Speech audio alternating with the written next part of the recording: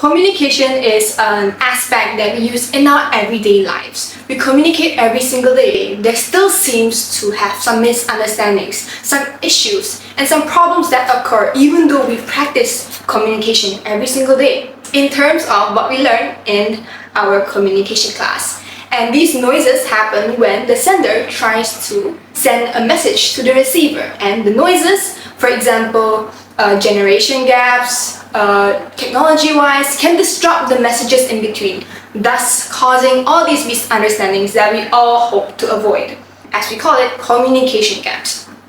And understanding the concept of communication gaps is very crucial to ensure that we can resolve and perhaps even prevent further misunderstandings in the future.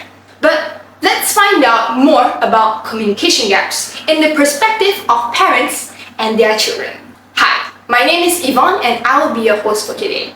And with me, I have two very charming people who are here with us today. We have to my left, we have Emily Wong, a 19-year-old student who studies in Inky University, and Mr. Derek, Emily's father, who will be joining us today. So before we start, I would like to say thank you both so much for joining this. Just get right straight into our talk show. I would like to hear both of your opinions on what both of you expect from each other in terms of communication. I'll start with Emily. What do you expect from your parents in terms of communication? Honestly, if I would say it in one way, I would like silence.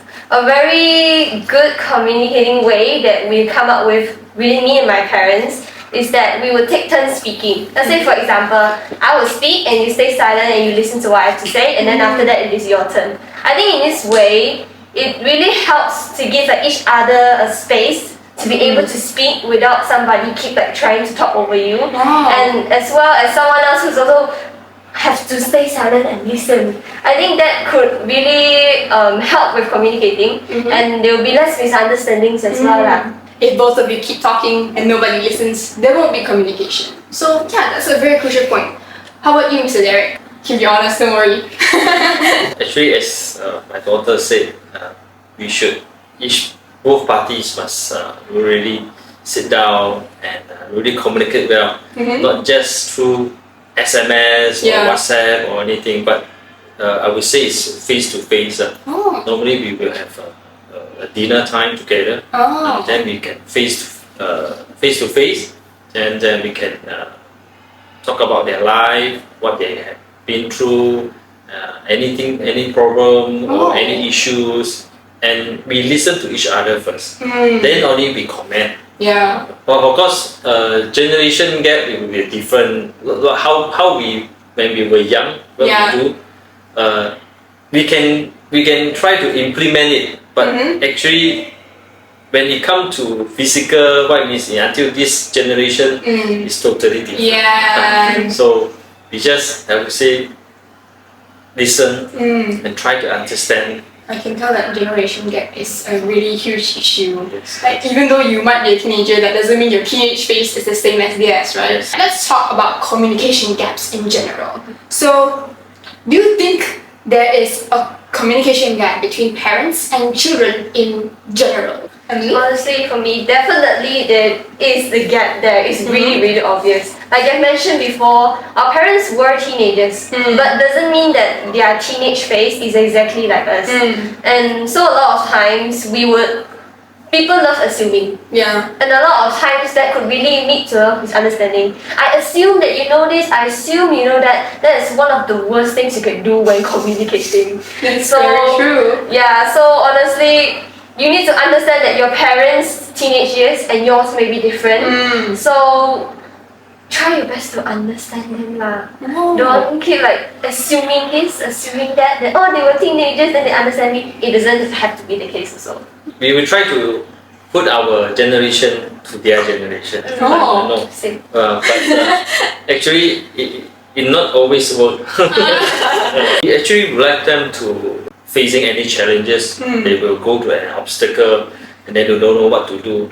We try to help them in their life, but of course, sometimes when they share about their experience and the problem, we are not always agree. Sometimes we'll put respect Yeah, first. it's very common. Although it's not, they cannot totally can accept it, Yeah. but we still want to try to tell them about Yeah. this, let them know about this, all this, hope that they can learn from it.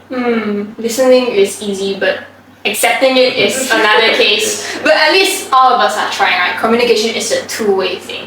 Is there a specific challenge that you guys face when talking to each other? If you talk about slang, definitely. Oh, A lot of really? times, a lot of times, I tend to speak with slang sometimes, and then like when I'm trying to get my point across, I use the slang, and then they're like, huh? What do you mean? Then I start explaining. And when I start explaining, sometimes it can get very frustrating. Oh, really? Yeah, so sometimes like when you get frustrating, you get caught up in your emotion, then it becomes like my head just becomes a mess. Yeah. It's suddenly like I'm trying to speak and then it got interrupted. Yeah, so that often poses a challenge. Sometimes when they share about their what they like, to us it's like many hobbies outside, music, everything. As I said, the generation gap, so it's totally different. I don't understand why they like this kind of music. I don't understand why they like this kind of moving and dancing. They will just play a game, then they will like go into the game. I don't understand.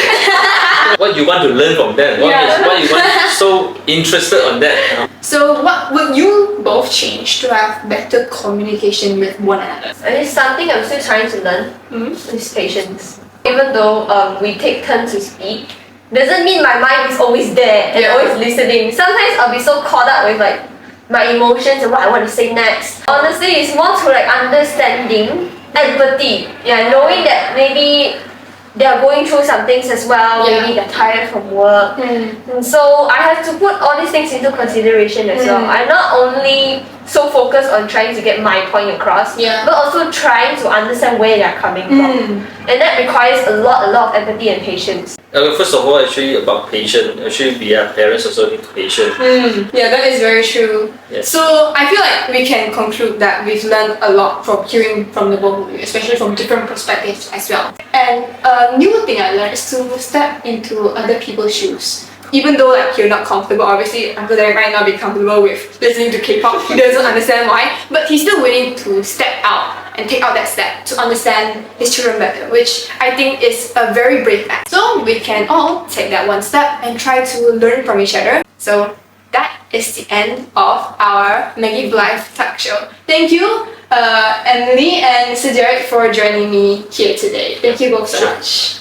Thank you. Bye.